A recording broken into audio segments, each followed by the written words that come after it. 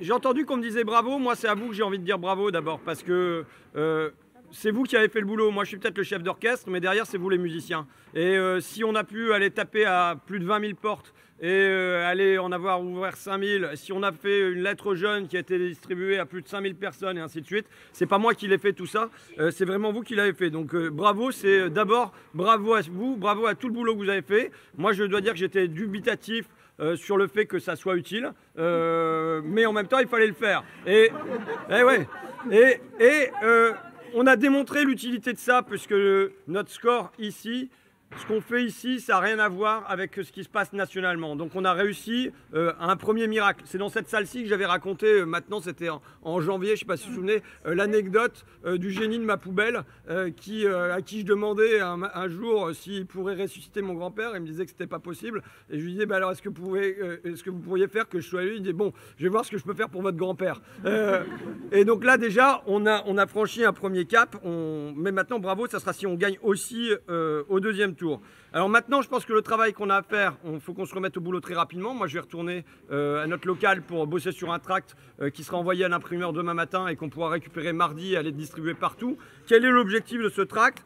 C'est de démasquer Nicolas Dumont, Emmanuel Macron. Il a distribué ce tract dans toutes les boîtes à lettres.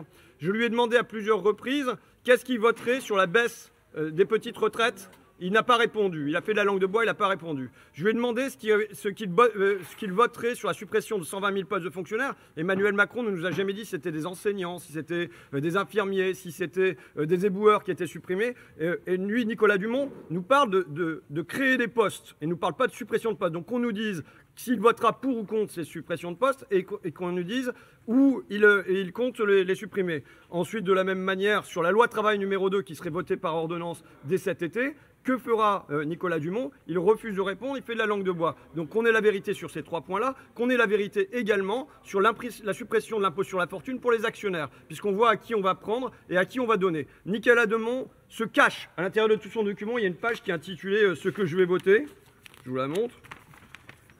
Les lois que je voterai et les projets que je défendrai. À l'intérieur de toute cette double page, il n'y a aucune réponse sur ces 4 points clés du programme Macron. Alors moi, j'ai dit qu'il y aurait aussi des points sur lesquels je voterai pour. Je voterai pour le dédoublement des classes de CP. Je voterai pour le retour de la police de proximité, par exemple. Mais donc voilà, on n'a aucune réponse sur tous ces points-là. Pourquoi ? Parce qu'il sait, il veut encore se donner une image de gauche. Il sait que dans cette circonscription, pour gagner, il faut apparaître comme étant quelqu'un de social et de gauche. Il faut démasquer ça, il faut dire que la réalité de ces votes, ça sera ceux du président Macron. Pour plusieurs raisons, parce que jusqu'ici, Nicolas Dumont n'a jamais fait preuve d'insoumission, d'indiscipline à l'égard de son parti, qui était le Parti Socialiste, pendant toutes les années où Valls, Hollande et Macron ont fait l'inverse de ce pourquoi ils étaient élus. Donc on peut deviner qu'il sera tout aussi docile à l'égard du président de la République, d'autant que Nicolas Dumont a 40 ans, il ne compte pas s'arrêter là dans sa carrière, il veut devenir ministre. Et comment on devient ministre dans ce pays? On devient ministre en étant docile. Donc on peut avoir la garantie qu'il y aura une docilité à l'égard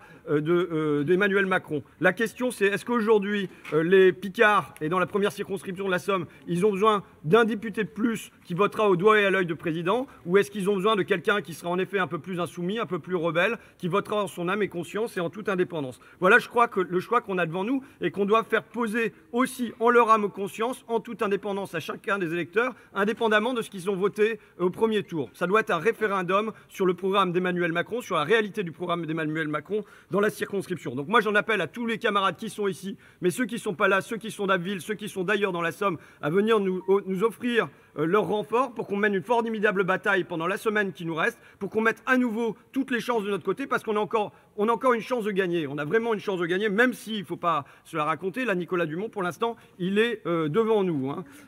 Après, je citerai, pour terminer, une phrase de Zorba le Grec. Hein, je vous l'ai déjà faite, mais cette phrase dit... mais la vie, c'est quoi? C'est de défaire la ceinture et de se battre. Eh bien, on a encore une semaine pour se battre sur ce combat-là. Et si jamais c'est pas sur ce combat-là, de toute façon, ça sera sur tous les autres combats, parce qu'on a prouvé l'efficacité de la bataille et on est une force qui va compter maintenant. Quoi qu'il advienne, on est une force qui comptera localement et peut-être plus dans les mois à venir. Voilà. Je vous remercie. Et à la fin, c'est nous qu'on va gagner. Et à la fin, c'est nous qu'on va gagner. Merci à vous et maintenant, au boulot. Ouais.